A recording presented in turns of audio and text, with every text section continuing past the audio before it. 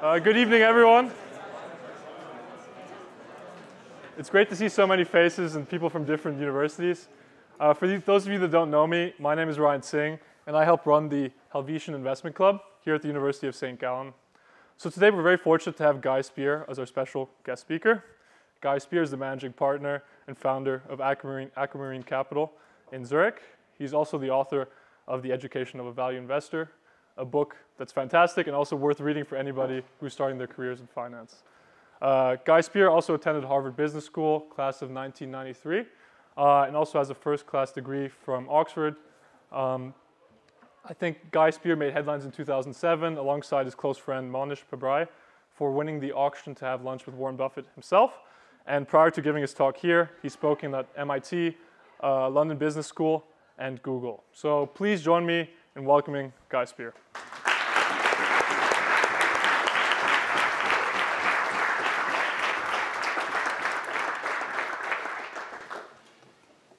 Good evening and welcome everyone, and thank you for having me.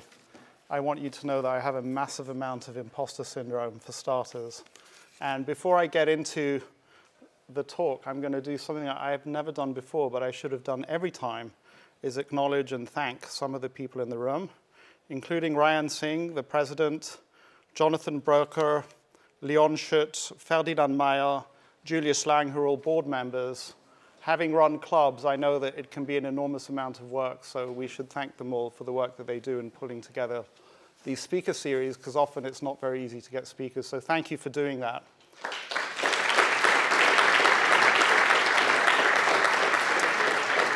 I understand that we also have two professors in the room, Dr. Anastasia Karcheva and Dr. Robert Gutscher. Thank you for teaching us all. I'm sorry if I contradict anything that you teach in class. I hope I can be helpful. You never know.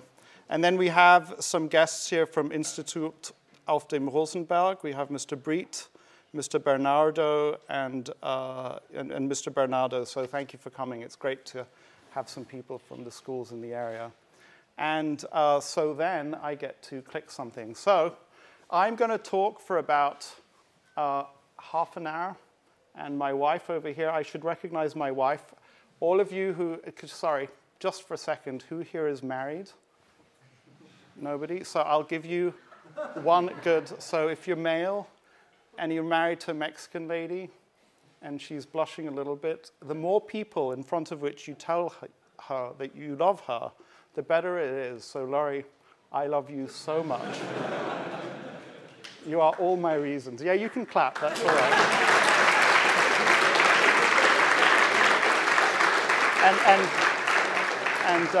And Laurie should take a bow for putting up with me, really. It's a real nightmare for her. I can tell you, sometimes a nightmare for me. And then thanks to Chantal and David, who are my co-workers. We have a great time together at the office. So now I can launch into my talk. I'm going to talk for about half an hour. My wife is going to help me with that. She's going to sort of signal. She's good at that. And so I've given talks in St. Gallen before. I've attended here with somebody called Dr. Gallen, who's a lawyer, and I've given talks on Facebook. And I want to tell you guys, if you're like the previous talks, you're going to have to be better at asking questions, because I'm scared stiff that when I finish my talk, there'll be no questions. So what is the talk about? It's just going to give you something to grasp a hold of, just some thoughts that are in my mind, ways in which I think. The best way, so here's how I distinguish myself from the lovely professor who smiled at me, so she's giving me support, is that I'm not here to tell you how the world is. The best way I think you can benefit from me in the picture, from hearing from me, is to say, oh, that's interesting to observe how this person thinks. And just very briefly, unlike your professors, I have not spent an enormous amount of time studying the world for the sake of studying it. I've been studying the world for the sake of trying to make money for our investors and for myself. And that's a very, very different perspective. And the thing that gives my perspective validity is if I share with you my experiences of what I'm doing. That's where the validity comes from, not because I'm going to try and sell you some theory of how to value companies or economic theory. And that's actually what my book's about. So I'll talk for about half an hour, and then hopefully there'll be other topics to talk about. And the first time I was here before I get going was in 1989 when my wife was 11 years old, which I'm 12 years older than her. And I was sent here by a company called Braxton Associates, which was subsequently bought by Deloitte. I was the sole German speaker at that firm, and we needed to recruit German speakers because we were doing work on the integration of the European markets. It was just before some big treaty, I don't remember which one. And so I don't know, I think we recruited here, and it was kind of fun to come here in any case, so I'm really glad to be back. So now I get to do my slides, and just, you know, I would not have started with geopolitics in an investment talk, but I can tell you guys that I spend more than half my day just thinking about the Ukraine. I'm wearing this. I don't know what the world is going through, but it's something deeply unpleasant. We moved here as a family to Switzerland, to Zurich in 2009. And there was a certain part of us moving here which was because I felt insecure. And I felt insecure because of the financial markets, what they were doing. And I wanted to go to a place that was safe. And I do believe that Switzerland is safe. But it makes me deeply uncomfortable that what is going on in the Ukraine is going on in the Ukraine. And I spend all day wondering what I should do about it and feeling like I'm powerless to do something about it. And it's just shocking. And I don't feel like I can start a talk about anything else without paying tribute to the extraordinary bravery and desire for freedom that is only 1,000 kilometers from here. And I'm still kind of in shock that what is happening. And I'm ashamed that Europe, which has been peaceful for so long, is suddenly not peaceful. And what does that say about our world? But I don't have any answers there. But I can go from there into geopolitics and investing, and dive in perhaps to Warren Buffett, who's changed my life 25 years ago because I discovered that there was a way to be successful in the world of finance by being honest and being truthful and doing things the right way. And up to that point, I really did believe that in order to get ahead, you had to somehow kind of put one over the other guy. But it's interesting to me that the value investing philosophy that Warren Buffett has expounded and shown that is very successful has worked really well for a guy who's based in Omaha in the very, very middle of the United States. And I think that we potentially bring ourselves into great danger if we extrapolate the very unique conditions for investing in capitalism that exist in the United States to the rest of the world. It may well be extrapolable to Western Europe, but even there I have my doubts. And if we go to places like China or India or Africa, it may just not work. And I think that it's just really important. And many people of my tribe, and there's at least one guy here who's going to be at the Berkshire meeting, the Berkshire Hathaway meeting in Omaha coming up, who kind of think that we fall in love with this philosophy of value investing, and then we think that it's applicable everywhere. So especially events in Ukraine, but other things have made me far more wary of going outside of the place where it's really worked the best, which is the United States, and to some extent Western Europe, but not that many other places actually on the planet, which is kind of interesting to me. I wanted to spend, and again, I'm just going from geopolitics. I should go and see where the slides are. Do you note that I didn't put much up on the slide? That's so you don't get distracted by what's behind me. Let's see. Yeah, maybe I'll address that. Yes, I will address that now. So, so there's a book, I think it's called Prisoners of Geography. Wonderful book that kind of shows how so much of the world is driven by geography. And I just want to talk a little bit about the United States. I'm not going to tell you guys anything that you don't know, but maybe I'll share with you. That's very nice. Thank you. Is that a bell of approval or disapproval? Who knows? Thank you. I'm going to share with you some configurations, some facts that you know about the United States, which when I stop and think about it, make it just an extraordinarily astounding place. So east and west of the United States are two oceans with no enemies, nobody on their borders. North of the United States is the world's second largest landmass and democratic country that is more or less the United States, has exactly the same or almost the same political system. You know, we talk about that frontier being the longest unguarded frontier anywhere on the planet. And south of the United States, we have Mexico, not such a good history, but actually now completely pacified. There was disputes over territory, but there's no question of any kind of military engagement going to happen south of the United States. So you've got this whole continent.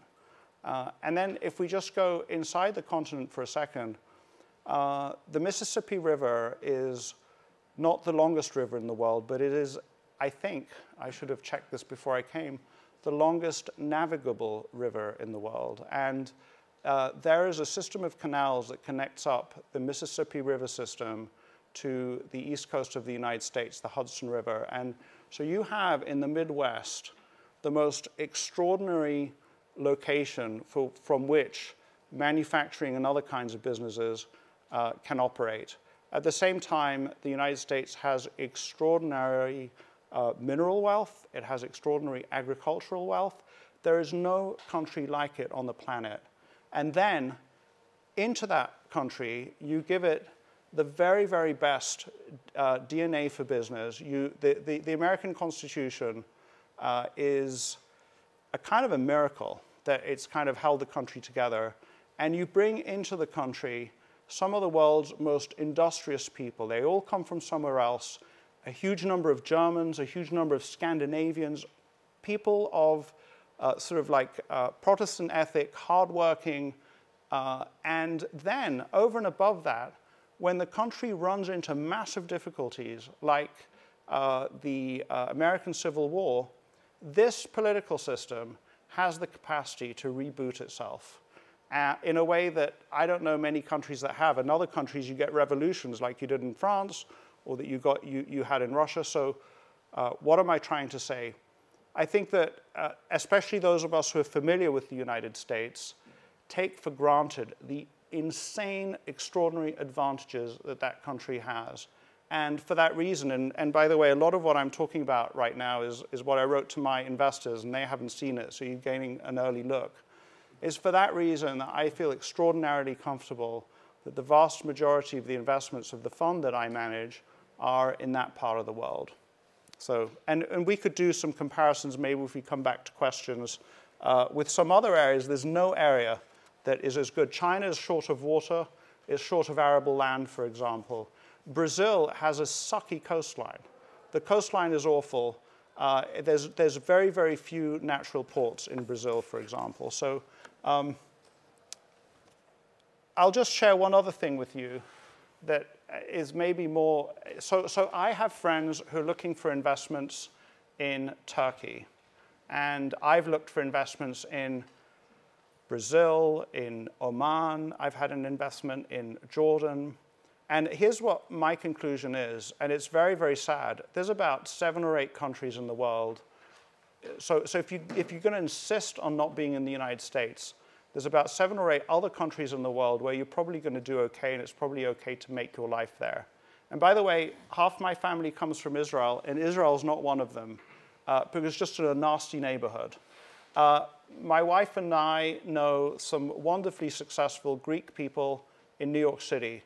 Somehow, Greek people in Greece don't do so well.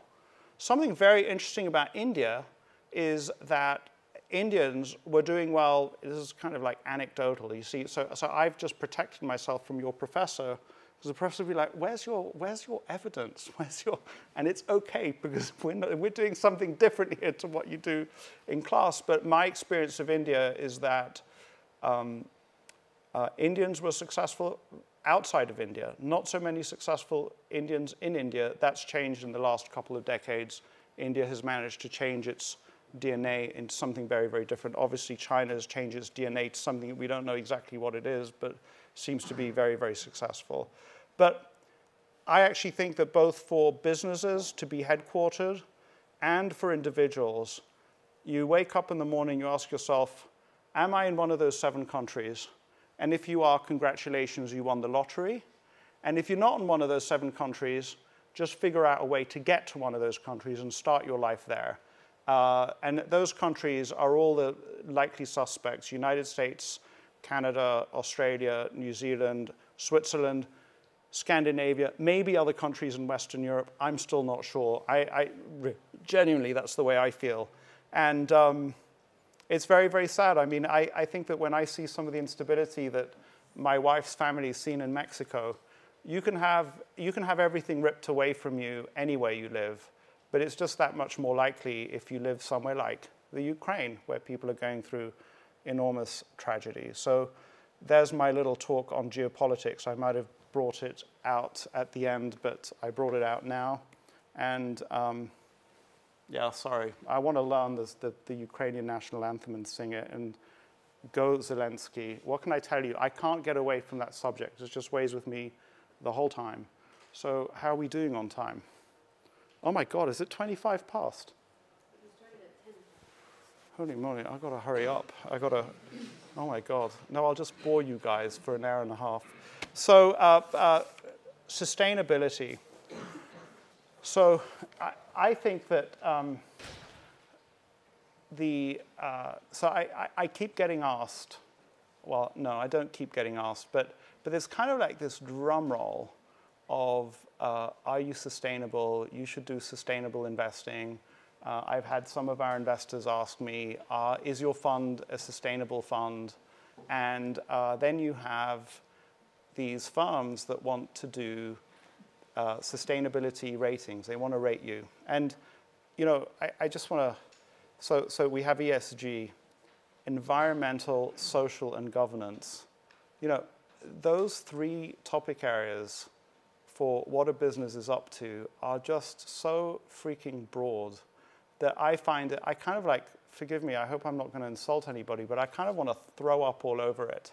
Because it's really, I would just tell you that I think that it is just a marketing strategy. It is a way to get funds under management. You call yourself Sustainable Asset Management. Forgive me, that's actually a firm. Whoever I've just insulted, I'm sorry, I didn't mean to. But, and you get assets under management, and you make people feel good because they're like, oh, I'm investing sustainably. I'm sorry, it's ridiculous. There, I said it. But here's what I think, quote, sustainable investing is really about. It's actually just simply about managing your risks when you try and make investments. And just to go back to my previous point, first of all, I'm a very fearful guy.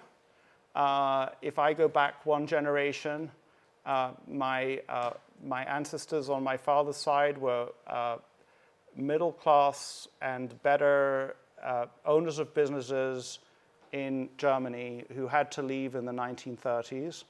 And I and my father are acutely aware, as we see in Ukraine, that that could happen any time. And how do you protect yourself from that? So I really care about investing in a way that makes it very, very likely that the funds that I manage, which includes friends and family, will survive all sorts of calamities, unlike previous generations who did not survive those calamities. And I'm trying to have a rate of return that I can have as high as possible, consistent with not losing money. And that is my primary concern. In a certain way, I approached this kind of whole sustainability question. If somebody is smart enough to be able to do that, which was already for me hard enough and takes up every single one of my brain cells, and then they also on top of that want to layer on all these other goals, I don't know how to do that, and what I'd put to you is they don't either. They're just giving you a marketing strategy. What sustainability really is about is risk minimization. And I just want to give you a couple of thoughts about that.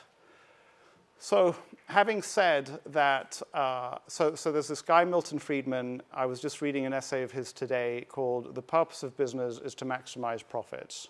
And a lot of people have railed against that, including Klaus Schwab.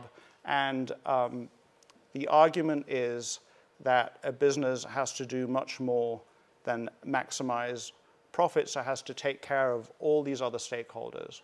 I think that where I come out to is that if you're not taking care of the other stakeholders, your risks go way, way up. So maybe it's a bullet that I dodged. I have, we checked the other day in the office, we have no clients in Russia and we have no investments in Russia. I have a dispute with an Indian friend of mine who's very, very interested in Turkey. And my answer to him is, I don't invest in countries where they imprison journalists, period, end of story. I just don't want to do that. And that would have kicked Russia out a long time ago as well. If you invest in unfree places, in places where, in a certain sense, any business that you invest in is a partner with the government that it's located in because it's paying taxes to that government, you're paying taxes. If I'm invested in a business in Turkey, my taxes are going to a government that is imprisoning journalists. If I have a business in Russia, or if I had a business in Russia, I would be paying taxes to a government that imprisons Alexei Navalny and does all sorts of other things. So every 10K in the United States, the public filings of companies that have publicly traded securities have a big, thick set of risk factors. And you guys might think that the job of a good analyst is to read those risk factors very carefully. And there are lots of them. And you guys can go and download the 10K for any company, and you'll see that. And what I've discovered is that, first of all, you'll either ignore them completely, or you will be scared the hell out of you by reading those risk factors. They're prepared by lawyers. But none of those risk factors, the things that come and hit any business, come from the side, from somewhere where you completely did not expect it. But a business that is investing in my way of looking at it sustainably or that is operating sustainably, is taking care of all of its stakeholders, long-term greedy. And as a result, those businesses tend to suffer less, if not at all, from the things that will hit them. And I guess I can just dive into some examples of companies that exemplify this and companies that don't. And it's in a certain way, it's not a predictive tool, but it's businesses that are operating sustainably, in my way of seeing it, are far more likely to survive. So the first time I came across this idea was Roberto Gozziueta. And how are we doing? Yeah, we're good. Oh my God, time flies. I only got through my second point. That's terrible. So Roberto Gozziueta gives a talk, or it's Muhtar Kent maybe, of Coca-Cola. And he says he wants Coca-Cola to be a brand, or to be a company that benefits everybody, every single person who interacts with it. So we start with the government, where the bottler is doing business, which receives taxes. But if you think of the brand that is franchised out to bottlers, bottlers might not be owned by the Coca-Cola company. That bottler could use some no-name brand, and they might get a certain level of sales. Or they could use the Coca-Cola brand and get a far higher degree of sales and all of the marketing support and branding that they get from the Coca-Cola company on all the products, and they're going to be able to drive more volume through the plant. So the plant, the bottler benefits. If you look at the corner store in some of these developing markets, the owner of the corner store has limited shelf space, and he can either put something there that doesn't sell very well, and he will make a certain amount of money, or if he can put a product that sells extraordinarily well, like some of the Coca-Cola products, and he will make more money. So you have a product that is kind of taking care of many different stakeholder groups, except, for example, now we have this question about sugar, which is, I don't know where it will go, but that would be a matter for concern. You don't want to sell products that are bad for people. So I'll just jump to another business that a very good friend of mine, based in the United States, is based here in Europe, has written about in his annual letter. the friend's Brian Lawrence. He just gave a talk at Grant's conference, and one of the companies he presented is Basic Fit. Did you know that in the Netherlands, which is where Chantal's from, she just walked out of the room. Oh, I see. Is that right? Do you know Basic Fit? Yeah. So $20 a month, and you can get, you can be a member of a gym, and there are all sorts of economies of scale there, and it's a growing brand, and everybody wants to go to a gym, and you get economies of buying the gym equipment. So I brought this up to Monish, and he's like, yeah, forget it. So Monish is my Indian friend, in case you didn't know. It's like only half my book writes about Monish. But, he described it as a win-lose. It's a win-lose because it's a well-understood phenomenon that in every gym you get 2,000 members, of which about 20 people attend. And at the beginning of the year, everybody signs up because they've just eaten a lot over Christmas and they really want to get fit. And by March, and if everybody used the gym, there wouldn't be enough space in the gym. So you're kind of like playing a game with your clients that you really don't want to do. And we can go into other examples. The tobacco company is very obvious. They're playing a terrible game. They're deceiving their clients into thinking that they're doing something that's fun when it's actually killing them. And in that tobacco example, the way I could look at it is to say there's a contingent liability on the balance sheet that has not fallen in with the accounting. The accounting doesn't show it. Because sooner or later, if it's legal or not, a government might come and just say, you assholes, you're killing our population, and we have to pay the healthcare costs, and we don't like that, and we're going to put all these costs on you. And when that happens, the shareholder will suffer. And just because I got to leave some time for questions, just one last example. There are many here. So what's my point to you? That's the kind of analysis that I try to do. I'm trying to identify businesses. Actually, interestingly enough, I have evolved in my thinking. I used to think about wanting to invest in high return businesses. I'm actually more curious now when the returns are not that high, if I can see that the company is spending money to take care of stakeholder groups in an intelligent way. And that, in a certain sense, for these businesses is long-term greedy. They're investing in their ecosystem, and they're making their ecosystem better. I glanced down here. One of my investments that I just visited in India is a company called India Energy Exchange, and it's a highly profitable exchange for electricity, a bit like a stock exchange. And what really bothers me is that their profits, they got 70% profit margin. It's just like ridiculously profitable, and it just really bothers me, first of all, because it's a target. But I sat with the CEO, and I just said, can't you invest somewhere, somehow, in something? First of all, the profitability is embarrassing, but also, maybe you can build up your moat, maybe something, who knows? So I'm more excited.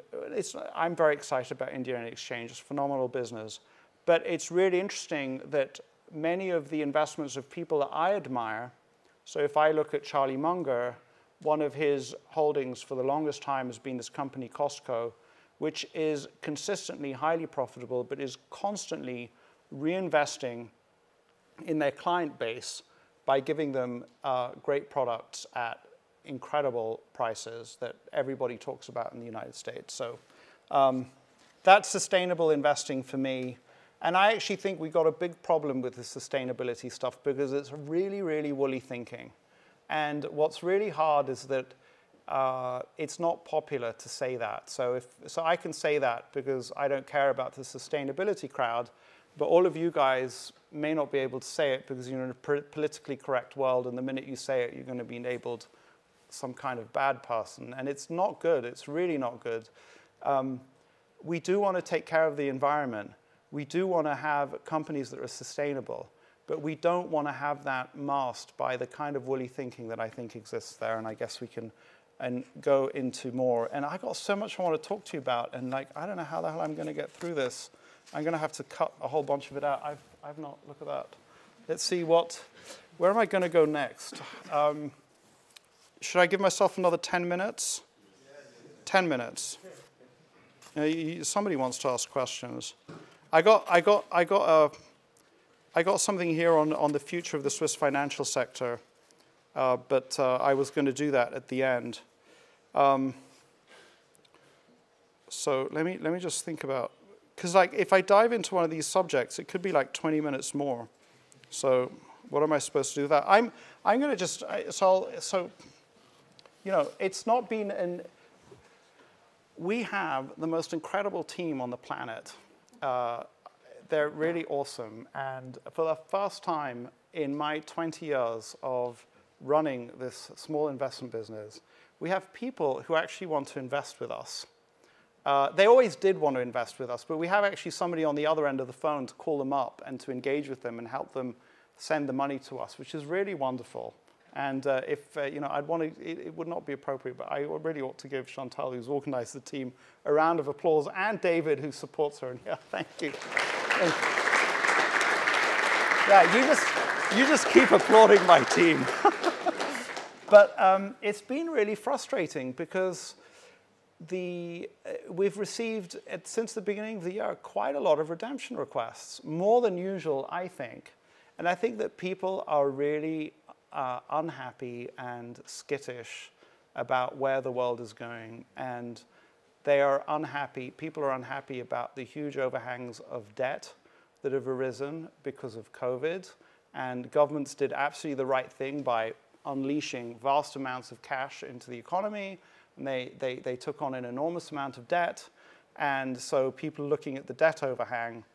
And then we got, you know, Russia decides to invade Ukraine, and who knows, they might invade Poland next, you know, and just imagine what happens then. And so people get really skittish, and they want to pull their money out. And the point that I want to make to them, but I can't, so I'll have to make it to you. I can't make it to them because when somebody wants to take their money out, you don't ask questions, you send them their money, it's their money, you know. So it would be really, really bad form for me to then get on the phone to them and say, look, I really think you shouldn't do this. And they're like, what are you talking about? I want to do it. Leave me alone. So, but I actually think that given the extraordinary difficulties that it looks like we're about to go through, the very, very best place to be is businesses. You know, I would say equities, but if you have, there's at least one person here with a family business. But in businesses, and I feel I can explain why, and perhaps also real estate. But here are the places you absolutely don't want to be. You don't want to be in cash. You don't want to be in crypto. Sorry, all you crypto fans. And you don't want to be in commodities, gold and silver. And I hope that I can explain why. And I'm going to do that for 5 or 6 minutes. And then I am going to talk about the evolution of the Swiss financial sector. So the problem with cash is that, as we saw, inflation in the United States last year was 7.5%. It's depreciating by 7.5% per year currently. The cash you hold in your bank account. And so I guess I'm talking for an American perspective. We live in Switzerland, at least I live in Switzerland. But the world I'm investing in is a global world, and my investors and I would not feel comfortable purely investing in Switzerland. And I guess we could go into why not, because you could actually do that.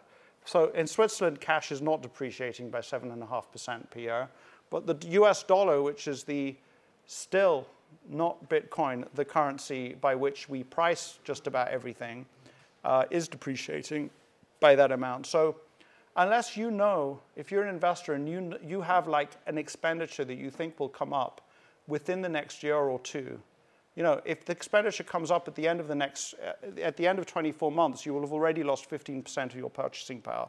So I don't see much point in holding cash. The problem with crypto, for me, is even if you trust it in all sorts of other ways, it is not a very reliable store of value at all. I'm not sure that I'd want to have 100% of my reserves sitting in something that is bouncing around like that. I think I almost would prefer cash depreciating at 7.5% per year, because at least I know the rate at which it's depreciating. It's predictable for me. I can plan around that, whereas crypto, I would not be able to plan around.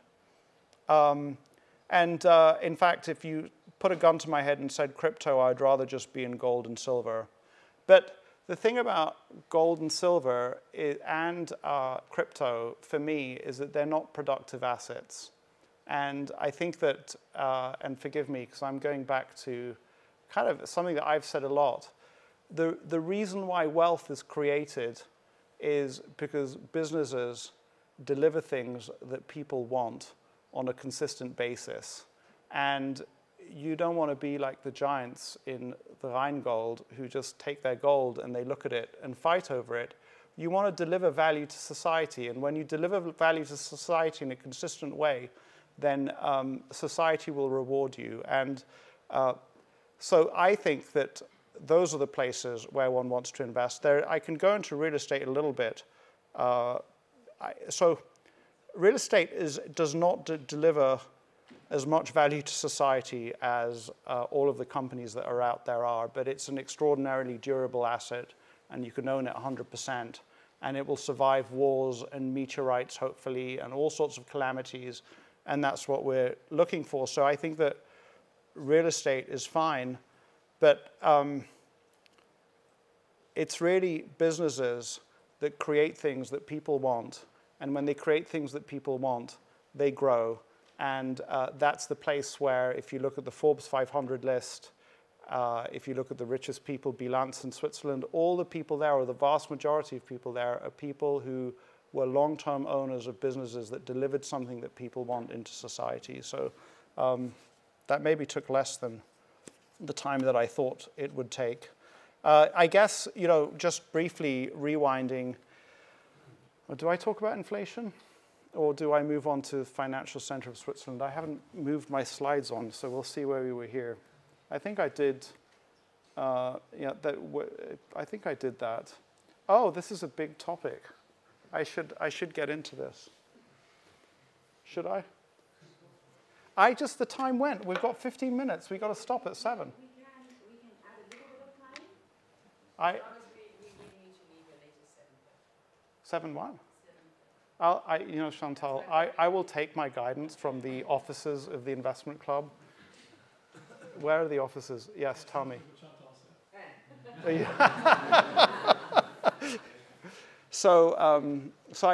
will, where am I here? So, I don't know, this may be obvious to you. I'll just stay with inflation for a second. So a big revelation to me, and I am going to give a nod to your professors. So I read some guys called Reinhard and Rogoff, who are at the National Bureau of Economic Research. They, in the United States, they are a husband and wife team, and they made it their business to study debt and debt defaults around the world, and they're enormous experts in it. And I discovered a term that is really, really valuable to me. It's called financial repression. And so when we think about the debt overhang, there are many ways that we might get out of the debt overhangs that exist in the developed world, in the West, without having inflation. For inflation, I believe, in spite of the 7.5% in the United States last year that the FT reported, it might still be a temporary phenomenon. It might be all related to supply chain. It might not be runaway inflation like we had in the 70s or like you might have in a hyperinflationary country. And so you might ask, how do we get rid of the debt overhang? And there are multiple ways we could do it without inflation and without defaulting. And one of them might be to just grow. If we manage to maintain interest rates of 1 or 2%, and for some reason we manage growth rates of something above that, then the amount of debt, you would have something called R minus G minus R. Any of you mathematicians in the room? Yeah, maybe? No? Got a blank stares, but we can look at it afterwards if you like. If the economy is growing faster than the rate of interest on the debt's going to become a smaller and smaller proportion of it. The country could privatize assets if there are assets to privatize. And the United States, if it wanted to, could privatize a lot more. I mean, the United States federal government owns enormous amounts of land, and that land is becoming more valuable as more and more people live on it. The United Kingdom, there's something called the Crown Estate that owns all of the shoreline of the United Kingdom and all of the mineral rights that exist around on that shoreline, and all of the fishing rights for that matter. That is, I don't know what it's worth, but it's an enormous amount. And so there is privatization, but Financial repression is simply the various mechanisms by which the Federal Reserve or the central bank forces banks to accept, and savers effectively to accept, less than the rate of interest than they ought to accept if it was a market rate. And the example that I have from studying at around your age, Japanese political economy, is the Japanese postal saving system, where vast numbers of Japanese housewives, I believe to this day, will only deposit their money in a post office bank and they get next to zero interest rate. And that is, they're not getting what they should get on their money, but that enables the government to borrow at below market rates. And I think that one of my investments, actually, somebody's going to do an internship of Bank of America. Go get him, because we have an investment in Bank of America. And something that you might enjoy going and doing if you're interested in this kind of thing is to go to the Federal Reserve website and just look at how many regulations the banks have to comply with, which are being promulgated the whole time in the most minute way. And we were recently regulated, well, 5 years ago, regulated by FINMA. I promise you, it's got, you cannot compare. And what people don't realize is that these guys are kind of like franchisees of the central bank. The central bank has got the good stuff. It can give them free money if it decides to, and so you cannot get into trouble with the central bank, and they comply with the rules. And if that includes being forced to get a lower interest rate on your debt than you ought to, then you will do that as well. So I think that there's a misunderstanding in my investor base on the impact of inflation and higher interest rates on a portfolio. Look up any hyperinflationary country and look at the stock market, and you see the chart for the value of the stock market goes straight up. And so this idea that just because you've got inflation, stock values are going to come down is not necessarily true. I think that it's very likely that the absolute nominal level of prices will go up. So we could have inflation, and we could have higher interest rates, and the stock market could be higher as well, because it's reflecting the higher asset prices. It doesn't mean that your purchasing power is any greater. What's my point? My point is that even inflationary times, productive businesses are the place you want to be. There's my talk on inflation. So I'm going to try and bring this in by 7. This might be the most interesting for at least some of you here. I don't know. But this is a whole topic, and I see, like, are we doing okay here? Is this interesting? Are you falling asleep, or am I helping you in any way? Do you think, will I get good grades for the talk?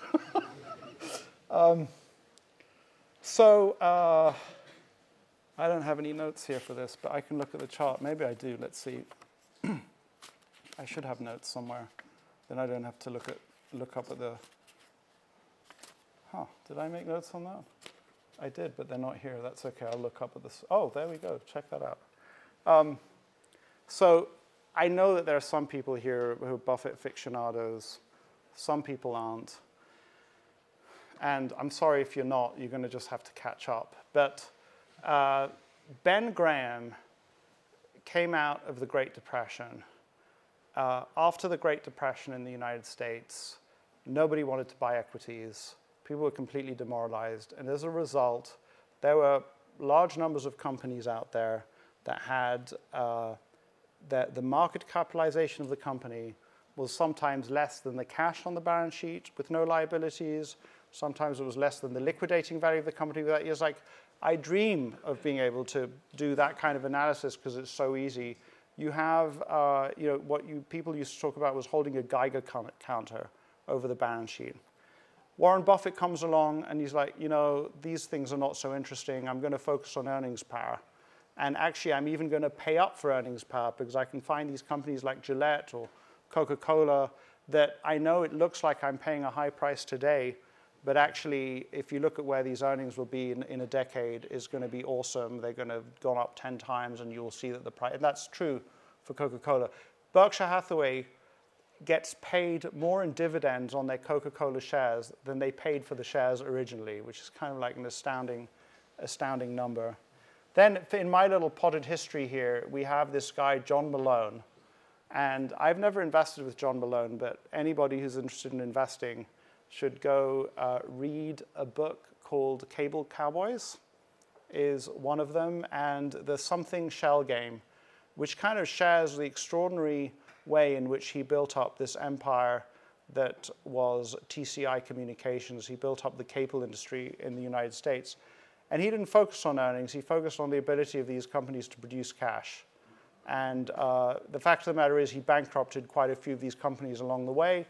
But he found ways to take control of them outside of the bank, on the other side of the bankruptcy court. Very, very smart guy. But in a certain way, he was applying the same kind of metrics and techniques that Warren Buffett was, but he was looking at the company in a more nuanced way.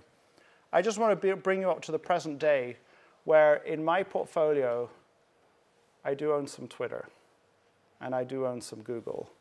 But I am surrounded by friends, so you guys will be interested in this, because I'm going to name some companies that you maybe have some familiarity with. I have a friend who owns a chunk of Spotify, and we all have Spotify on our phones. And I have a friend who took me through his analysis of Salesforce. We use Salesforce in my office, and it's a phenomenal product. And then, of course, we have the famous case of Snowflake that was invested in by some guys at Berkshire Hathaway, and that trades at 100 times revenues. And anybody who wants to do, if you assume that 100% of the revenues are paid out as profits to the shareholders, by how much do revenues, and they're obviously not going to do that, they're going to have some expenses, but by how much do revenues have to grow and for how long for you to start looking like you paid a low price for the company? And in order to come to the conclusion that these companies are actually cheap, the analysts, many of them are friends of mine, engage in a kind of analysis that I am really struggling with. And in this letter that I wrote to my investors, there's one part of the letter where I completely disparage these valuation metrics. And then on the other side say, yeah, but I still have to engage with them because there's something real going on there. And so this is where I can part company with your professors, because I don't actually have to, and I don't have to, so you see somebody who's genuinely engaged with this stuff, but is genuinely confused and hasn't figured it out for himself yet. I am very certain that to pay 100 times revenues is not a smart idea, but I have people who I respect very highly who tell me that it's just because I don't understand it, and I ought to be willing to pay that. And the fact of the matter is, if I were just taking products that I use happily in the office, like Salesforce, or privately, like Spotify, and I just invested in those, even though they make no money, I would have done extraordinarily well in spite of the declines that have happened recently. And I have an understanding of what's going on. And I think that my job in trying to grapple with those kinds of businesses and get margin of safety is extraordinarily difficult, and I haven't figured out. So what I've done is I kind of just stayed away. But so I guess it was only 2 or 3 years ago where I understood this idea that, and it's just a powerful idea that I'll share with you, and then I'll leave the others out because I only got 5 minutes to go. It's sort of like network dominance. So you have these companies that go after market share because once they dominate the network, it's an extraordinarily high barrier to entry, and then they can make large amounts of money. And if you think about WhatsApp, the network effect of WhatsApp is absolutely insane. And well, I'm curious. We can start with me asking you a question. So, well, we don't have numbers, and I don't have the numbers in my head, but Warren Buffett asked the question of the Wall Street Journal. He said, if you gave Warren Buffett $1 billion, I think was the number, he would not be able to displace the Wall Street Journal as the leading business newspaper of the United States. And so, we have Telegram and Signal, and how much money would you need in order to displace WhatsApp from people's phones. I don't know. It could be infinite, could be impossible. And to that point, quick story that I heard on a podcast. Jeff Bezos approaches James Courier. Jeff Bezos apparently was on the board of eBay, and James Courier, who's a venture capitalist, was invested in eBay. And Jeff Bezos says, we're going to compete with eBay in auctions, and maybe you want to step off the board because it's not going to be pretty. And 5 years later, with Amazon, with all its resources, throwing everything they could at the idea of auctions, and in spite of eBay being a really, really clunky business, and a clunky website, and not the great software programmers, and all of those things, Amazon could not dent their business. And so you get this, and that's true probably for cloud computing like Amazon Cloud and the other cloud companies, where the lock-in effect is absolutely insanely enormous. And then my problem is that we all want to invest in the next Amazon, eBay, WhatsApp, but there are all these companies masquerading as the future Amazon, eBay, WhatsApp, like WeWork, like probably Uber, like probably a bunch of other companies. And I decided 6 months ago that I needed to really study very carefully the venture capital firms and what they're doing. Me, a value investor, a guy who worships at the church of Warren Buffett, because I could see what extraordinary things are coming out of there.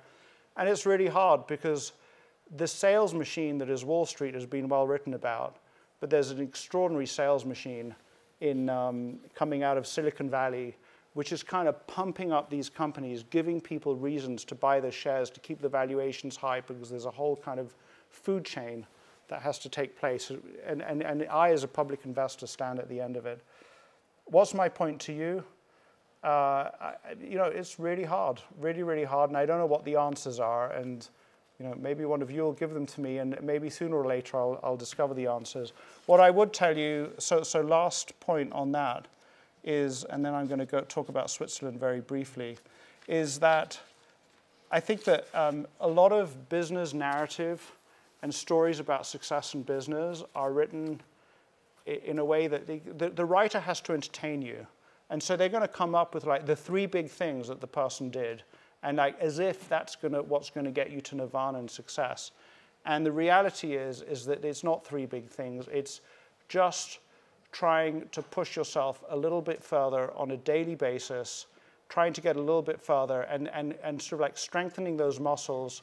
And if you keep trying to do it over a period of 1, 5, 10, 15, 20 years, eventually you discover that you've gotten somewhere. So what do? I grapple with the stuff that I've just shared with you. In a certain way, I'm grappling with it here.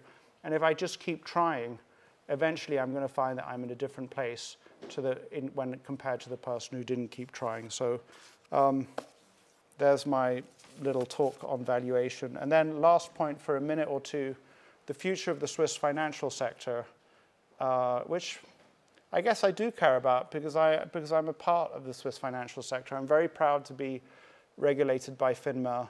I think that since the loss of banking secrecy, which was kind of an inevitable, there was no way that Switzerland was going to get around it just because of the changes in IT. And I think it was the right thing to happen. I think that I see enormous stress and difficulties in the Swiss financial sector, and I think that it's having a really, really hard time adjusting to a world without banking secrecy. I don't think it should be that hard, actually. I think there are a number of reasons for that. I don't think that the 2 dominant banks help. I think that they're too large. I think that they are unable to reform themselves, and somehow in a small country with these large banks, it becomes very, very difficult because there are personal ties. And so decisions to completely rip out the top layer of management, for example, and replace it, which is kind of not 100%, but look, it kind of happened at Wells Fargo. Wells Fargo lost its way in the United States. And there were some major changes when they were kind of pummeled by the regulator for a long while. And they were kind of beaten up in a way that it doesn't appear to me that banks here have. But so my vision for the future of the Swiss banking sector is something that is not dissimilar if anybody here has visited Boston. Boston's not the major city of the United States. New York is the #1 city, and maybe the second city would be, candidates would be Chicago. Oh, there we go. Last time I felt welcome. This time it's telling me, okay, time to stop. So we're going to get there. So Boston or San Francisco, it's an old city. It's not the largest city. It's not where the most dynamic place, but an enormous proportion of the people in the United States and around the world trust people and financial firms in Boston to manage their wealth in one way or another. And it's a home to a very large number of amazing financial institutions like State Street, mutual funds like Putnam, Fidelity, the list, a number of private equity firms that I can't even think to mention. A very, very successful venture capital industry. It's full of great universities and highly intelligent people and good quality of life. And does not that sound like Switzerland? Does not that sound like Zurich? And I think that the reason why I'm here is not for banking secrecy. I'm here because there's very, very high quality of life, and there's extraordinary certainty in the way people operate, and a precision and a dedication to getting things right that makes it zuverlässig. You can rely on it in a way that you can't rely on anywhere else. I couldn't imagine. I'm over in London a lot now because our children are at school there. I could not imagine entrusting a group of people in London to do the things that a group of people here do. And I just wish that Switzerland saw its way, the industry as a whole, I'm not naming any individual, saw its way to that kind of future, which for me is very obviously the future that Switzerland ought to have. One last point, and I'm going to do my very best not to name a very important financial institution here that did business with Greensill that I'm very angry with, because I think that, I want to get in front of the top 200 or 300 execs and say, look, people, the time of dealing with sleazy people just to make a buck is finished. It's over. If that means that we have to cut our profits by 50%, that's what we do. If it means that half of you need to be laid off and go become farmers, when you do that, you tarnish the name of your firm terribly. You tarnish the reputation of Switzerland. It's to Switzerland's great credit, in my opinion, that it went along with the sanctions against Russia and instantly did the same thing that the other European countries did. And what I'd say to the fellow Swiss people in the room is that we are rich enough as a country to decide who we do business with. And we should only do business with the very best people. And we should leave the dregs to other countries. We shouldn't go for the last dollar. Very last point, and this is from Charlie Munger, because he makes me feel safe if I quote him, of course, is that I realized I've been to the last 22 annual general meetings or so of Berkshire Hathaway, and it was only after 10 years of going that I realized that the standard by which Buffett and Munger make decisions that is way above the legal standard. There are plenty of things that are perfectly legal that they would not do. And I would put to all of you who, perhaps some of you will go into the Swiss financial services industry, I'd like to put it to the executives of some of these banks. The standards need to be way higher than the legal minimum in Europe. Some people talk about Swiss finish. And there are people who should just not be clients of Swiss banks, period. And if you do that, you'll avoid the kind of losses that some people must be having in their private client portfolios. Thank you so much for listening to me. I really didn't expect to go this long. And now we will go to questions. And Ryan is going to say for how long we're going to go for questions before we have to get out of here. Chantal? 7:30. All right, cool. Yeah, so we'd like to open up to questions now. I guess we'll choose the questions or who's asking them based off how eager you guys are. So put your hands up before you hear. All right. Thank you for coming, first of all.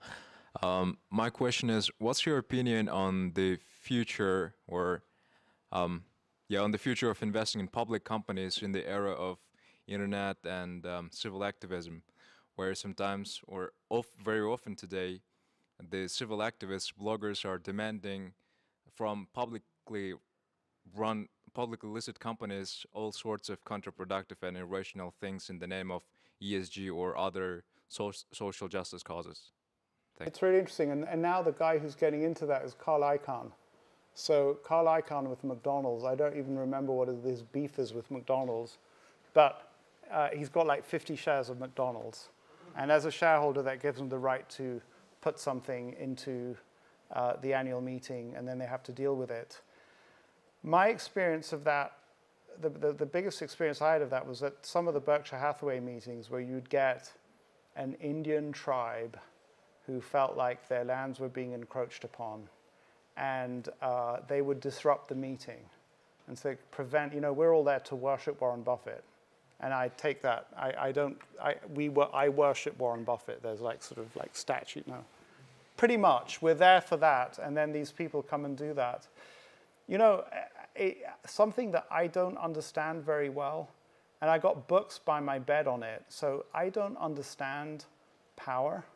So I'm this kind of like small minority shareholder who kind of tries to analyze the world, and when I have an insight, I'll go and buy shares, which rarely have given me any kind of real influence over the company.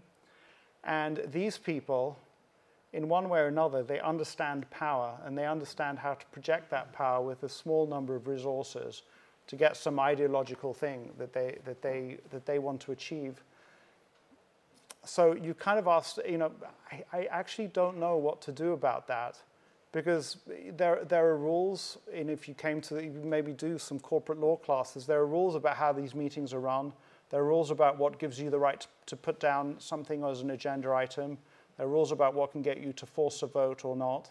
And the right people, armed with the right knowledge and a very small number of shares, can try and force their agenda on the company. I think that the bottom line that I would give you is that in India, they often talk about the promoter group. So even if there are publicly traded shares, there will be a group of promoters that are effectively the people who control the destiny of the company, or the guys who make the really important decisions.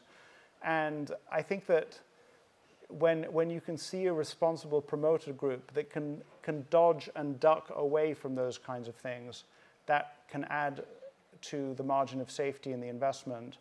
And where there aren't the kind of like a controlling shareholder group that can do that, then the company could be in serious trouble and could be kind of like, end up not doing very well.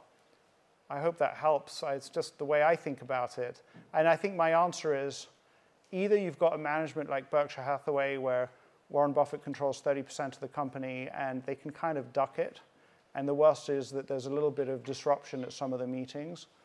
Or, a company that I looked at a year or two ago is Vitamin Shop in the United States, or GME. It's one of these stores in the United States where you go and you buy vitamins and whey products and all of those things. So the guys who'd kind of rampage and pillage the company were the creditors. So there was nobody there to represent the shareholders, and the creditors just kept putting, it was pretty profitable business, but the business kept on getting leverage because that's what the banks wanted to do. So there are other ways in which people kind of act irresponsibly with assets, and they were kind of running the company in such a way that sooner or later you knew they were going to default on their debts, and then it would go into liquidation and go into the corporate graveyard. So, but you might be better at that than me.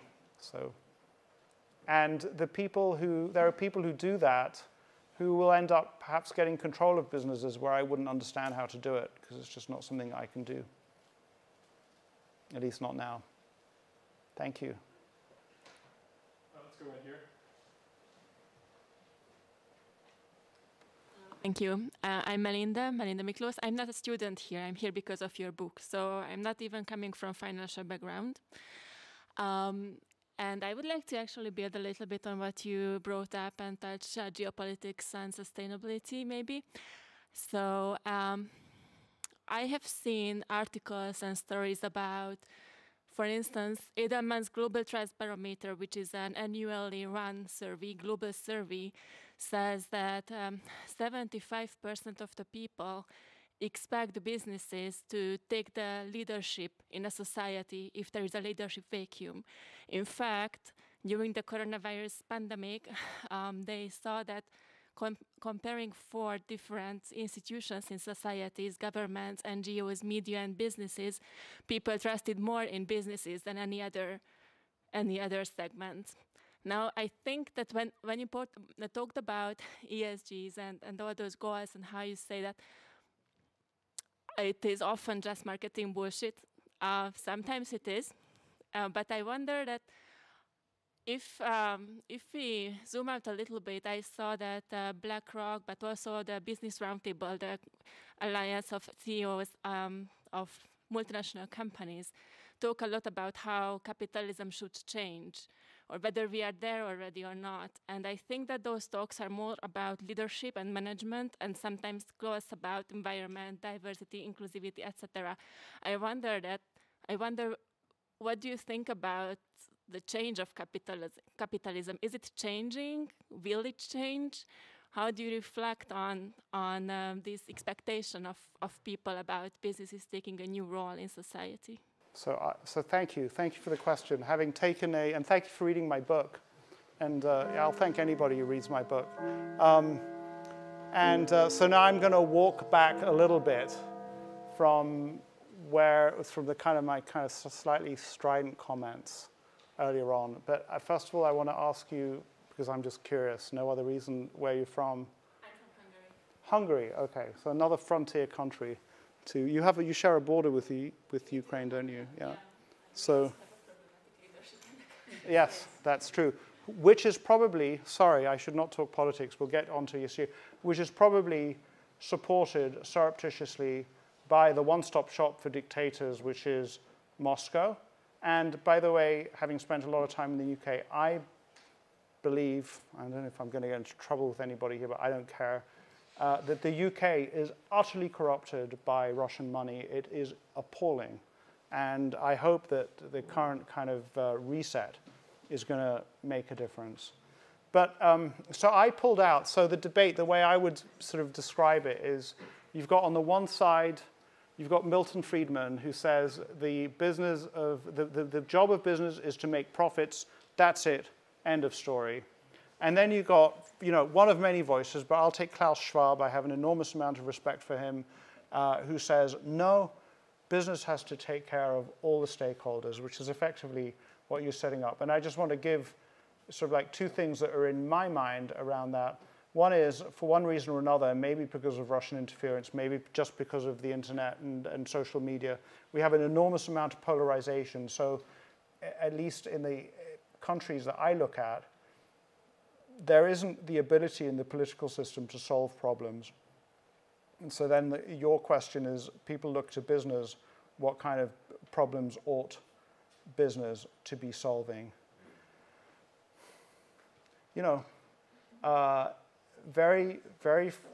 I have managed to get a rate of return on the investments in Aquamarine Fund that's just a little bit over 10%.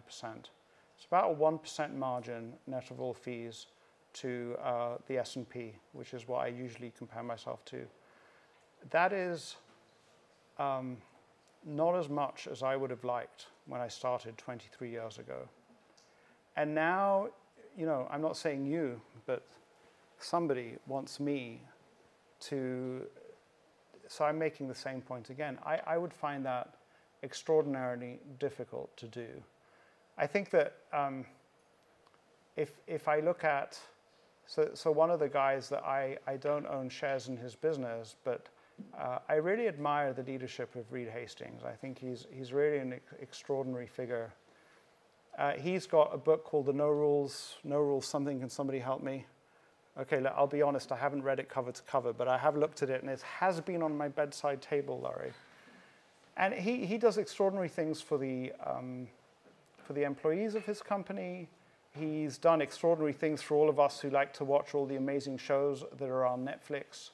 But what should he do now? He should take some of the shareholders' profits and save the rainforest? So I think that leaders like that probably kind of, because they know that it motivates the employees and the customer base, have to make very, very smart choices where they try to move the needle, but they've got to move the needle in such a way that they don't get fired by their shareholders. They don't diminish returns by all that much. And some of the problems that we're talking about that we want to solve are really expensive to solve, really, really expensive. So And then just to go back to the ESG guys, forgive me, are just pen pushers. They come up with a list of stuff. They come up with a bunch of boxes to say, oh, anybody here, you're all too smart to go and work at an ESG rating agency. Please don't do it. You will die 1,000 deaths. You know, you're going to be following some formula. And you know, another service which is there's a shareholder voting service that recommends to people how to vote called ISS in the United States, and they also have asinine things that they do. You don't want to work in a place that's asinine, where you look at what you're doing and you don't respect it. And I really don't think that, so I think that at the end of the day, I feel better, let's put it this way, I feel better in our little business when, you know, at the end of last year, saying to our small team that they each had a budget to spend on whatever charity they chose. And that's a really, really small way. And on some level, that's trying to edge myself into a more moral way of thinking. It's trying to edge me into a way of thinking of stakeholders. But these are tiny, tiny things. And we've only got one Elon Musk. So Elon Musk, you know, he can build 4 companies. Each one is revolutionizing its particular area. And they can have high valuations. And they're like, he's a gift to humanity. He's certainly a gift to all of his shareholders. He's done extraordinary things, but that's not most people. Most people are a little more mediocre, or a lot more mediocre, and I think it's kind of too much to expect that of us. So I've just given you a bunch of woolly thinking myself. I'm not sure if I've answered the question very well. I think that, so let's put it this way. I'm going to put myself as a representative of business. The representative business answer to you is, we can try and move the needle just a little bit, and we do it because we want long-term. The best way to ensure the long-term profitability of our business and to ensure the survivability is to take care of the stakeholders. But that's not going to solve society's problems. And what I'd come back to is say, no, damn it, government, you got to solve society's problems. Don't put that all on us. And in a certain way, you're not representative of government, but it's like, you know, if the government is not solving our problems, then maybe we should certainly change the government, but maybe we should change our system of government. Business is not going to solve the big issues. We only have one Elon Musk. The governments have got to do it, and they've got to think with clarity. And because Ukraine is never far from my mind, we got to think intelligently, and we got to be smart. Actually, you know, the thing is, in Switzerland, we already do that. It really is an extraordinary place. But if you think of how on earth could we in Europe be talking about a green revolution when the result of that green revolution is that Germany doesn't have any nuclear power and relies on Russia for a huge amount of it. You know, we've all read this all over the place, and the damn money that's going to the Russians is buying and providing for the military that is killing Ukrainians. I mean, what kind of idiotic thinking is that? And how did we get so bad and so wrong? And why was it that we were all busy being so politically correct about being green that we didn't take care of our energy security? I mean, it's a terrible, terrible thing. And that is stuff. So not only is it government's responsibility, we've got to be smart about it. And it's really scary because in the UK, there are plenty of people who are attempting to be smart about it, but then you've got demagogues like Boris Johnson, who's got the whole population, or a vast proportion of the population, hypnotized. You know, sorry. Do you know how many refugees the United Kingdom has taken from Ukraine? 50. That's it. And you've got the population in the United Kingdom, like the Russians think that they were attacked by the Ukraine. The population in the United Kingdom think that they're doing wonderful things for the refugees. It's scary. It's really, really scary. And that's a problem that only government can solve, I think. Sorry, I'm feeling quite polemical. But thank you for the question. Köszönöm. Yeah. The only word I know in Hungarian.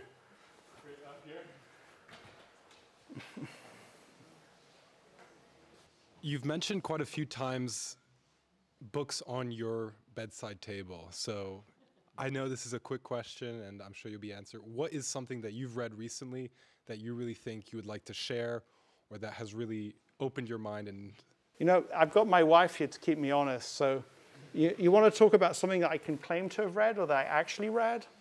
That I read cover to cover?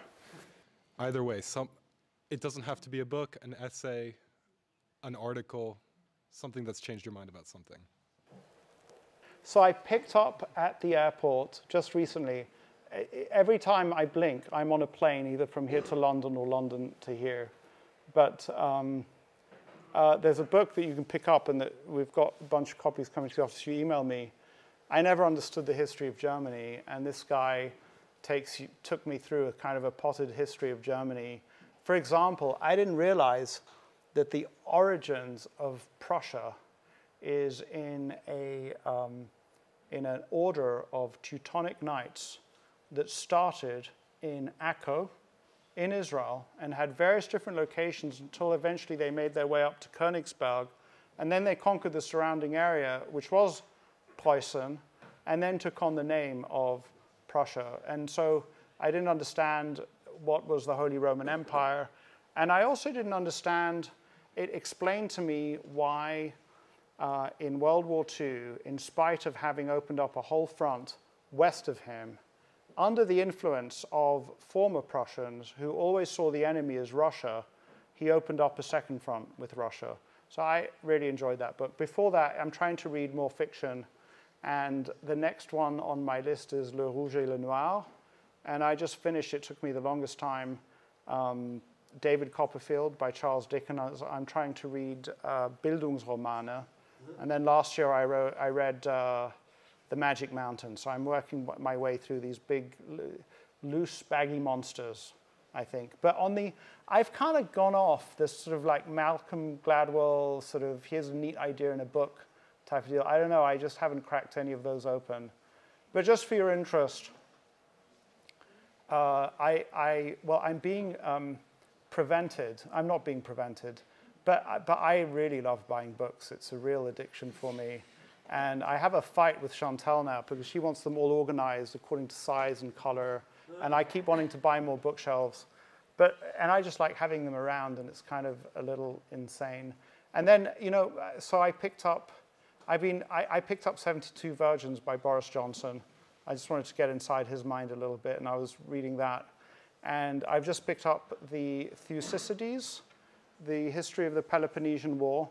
And I have to say, it's kind of shocking because the very beginning of that book takes you through the negotiations between Corinth, Corcia, Athens, and Sparta. And you could replace the names of some of the, Russia, United States, Ukraine, and Belarus into, and you could transpose this pretty well. So I'm kind of curious to see where that goes. But so there's some books. But what I would tell you is that, so first of all, I don't know if anybody's got this. Please lose the guilt about finishing the book. It really doesn't matter if you finish. Just pick it up.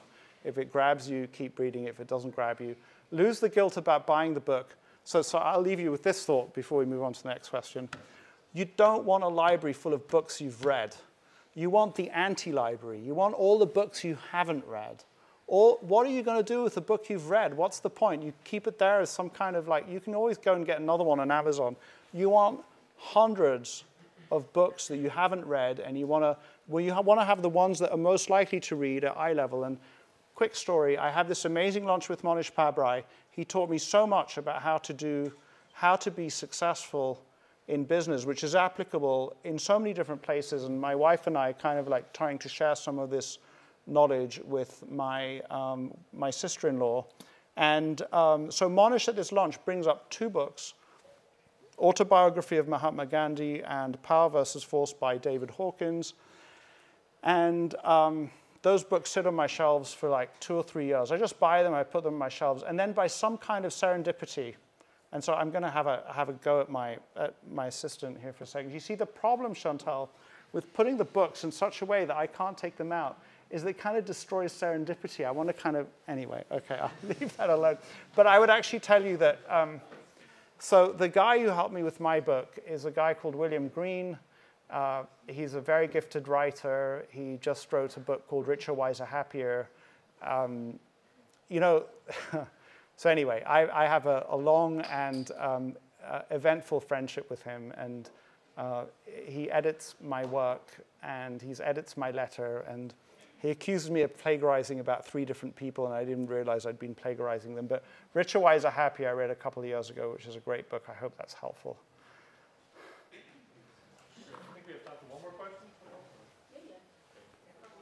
I don't know how we do it. So those of you who didn't get to ask a question, just find me on Twitter, Guy Spier. Ask the question publicly, I'll respond publicly. So feel free to do that. And you can send me a direct text if you like. So you talked a lot about the high standards of Buffett and Charlie Munger. What's your take on the investment of Charlie Munger in Alibaba? Charlie Munger bought shares of Costco, God knows how long ago. And there's a really wonderful piece by a guy called Nick Sleep, who describes the rationale for buying Costco. And Costco is kind of like an American Aldi, and is really, really worth reading. So Charlie Munger's got extraordinary insights. And I've learned, by the way, that, and this is the reason why, so I had a go at my sister, now I get to have a go at my wife. So one of the reasons why I want to play more bridge is that bridge is extraordinary training for making inferences. So I've learned that analysis is not just what appears on the balance sheet and income statement, although you should certainly be able to do that and look at it well. But, you know, and this may be the most valuable thing I tell everybody here. You know, based on what I know about this person, based on what all of the history I know about them, based on what I know about their financial circumstances, they just made XYZ move. In Charlie Munger's case, bought a ton of Alibaba. What does that tell me about the world? How does that update my evaluation of the probabilities that something will be true or false? So I had to get to the realization that I'm never going to know everything firsthand. I have to make those inferences. I have to study people like Charlie Munger, but also study people like Carl Icahn. And then when I see them make a move, try and understand why. Most of the time I won't, but every now and then it will update my probabilities in such a way that I have an insight which will enable me to do something. So back to Charlie Munger. So that's some information on Costco. Charlie Munger also had an investment in a company called POSCO, and it was a kind of like the rationale was not dissimilar to Costco, this kind of low-cost operator, as Nick Sleep would say, scale economies shared. It did not work out. And POSCO, which is the leading steel producer in Korea, is an interesting business, but it has not delivered the kinds of shareholder returns that those of us who went into it were expecting. So now we go to Alibaba. And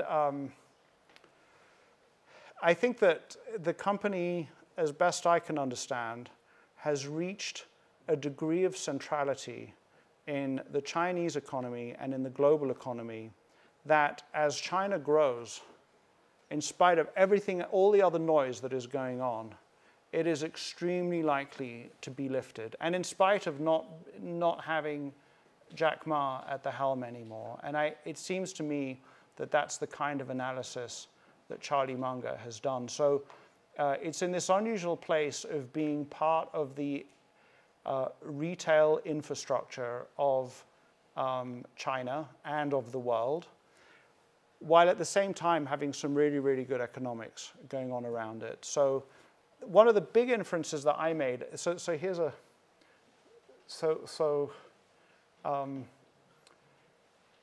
I happen to be aware that some people were selling Alibaba and buying other companies, and Charlie Munger was encouraging them and agreeing with them that that was a smart move. And then I discovered 3 or 4 months ago, whenever it was, that he's been buying Alibaba while he's been encouraging other people to buy something else, which was really, really interesting to me.